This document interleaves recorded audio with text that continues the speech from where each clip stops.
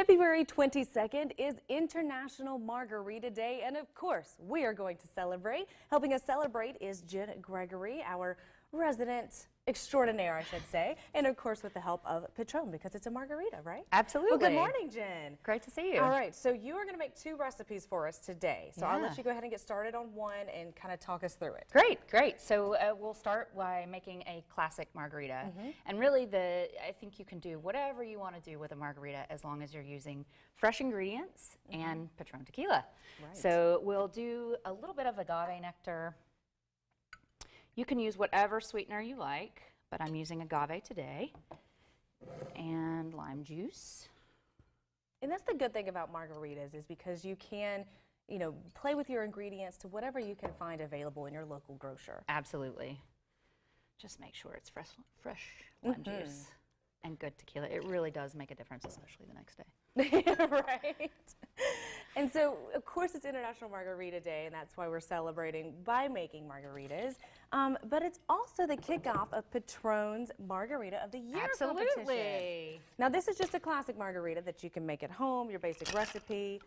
Any advice on making one at home other than the fresh ingredients? Great ice. Make sure you give it a good shake. And have fun. I mean, margaritas are all about having fun. So, classic margarita. Super simple, super easy. Anyone can Literally make that. 4 ingredients. It's so simple. I love it. So, Patron tequila. We're using the reposado today to give it a little bit of depth. Citron orange liqueur, agave nectar, and lime juice. Perfect. That's it. Super simple. All right, I'm going to move this one over here. Great. All right, so the second recipe is actually one of the recipes that we can vote for in the competition. Tell us about the competition real quick. So Margarita of the Year is a competition that Patron has every year. 7 bartenders from around the world are chosen, their recipes are chosen to compete in this competition. And then you, the general public, get to vote until April 25th to decide which margarita you want to dub Margarita of the Year. That's perfect. And now these are competitors from around the world. That's what's fun. So, when you look at the recipes, you're getting a lot of different flavors. Yes. Because they're going to be inspired by what's around then, right? Absolutely. So what are we making today? So today we're making the Flamingo Park Margarita, which not only sounds delicious, it is. This is from Tyler Kitzman in Miami. Really kind of fun, little bit of a twist on a margarita to really exemplify the kind of vivacious nature of Miami. Well, I love the name. It has flamingo in it. Flamingo Park, yeah. So we start with agave nectar and lime juice again, kind of back to the basics here, and some Patron citronge. And then we're using, this is kind of the little bit of a different part, we're using a bitter liqueur that not only turns it a gorgeous color, but adds a little bit more depth to it. Okay. And I love how you can, like, especially if you're making one at home, you can adjust the recipe to be a little bit sweeter or a little bit more sour depending on your taste. Depending on your taste, absolutely. You drink your margarita however you like. Now, would you say this recipe is going to be on the sweeter side or the more sour side?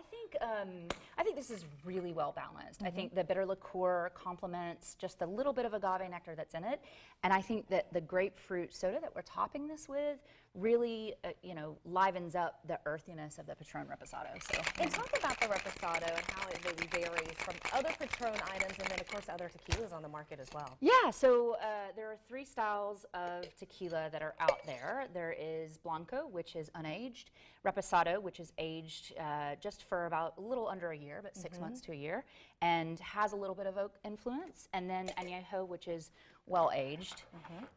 And I think, look at this gorgeous color. That's beautiful. Who doesn't love a pink drink? Right? But like you mentioned, the tequila does make a difference. Absolutely. Not only in your flavor, but throughout the rest of the evening as well. How do you know, other than obviously just buying Patron, which we know is a good tequila, but what makes it considered a good tequila? I think with any spirit, but especially tequila's quality is important. So with tequila, you want to look for 100% agave. You want to look for a brand that stands behind, important practices in producing tequila. And usually if you spend a little bit more, you're going to get a little bit better product. Right. And Patron is a perfect example. I've been down to the Hacienda in Guadalajara, and it's amazing. It's a beautiful place. They give back to their community. It's a lot of fun. All right. Well, we always want to support a company that does good also.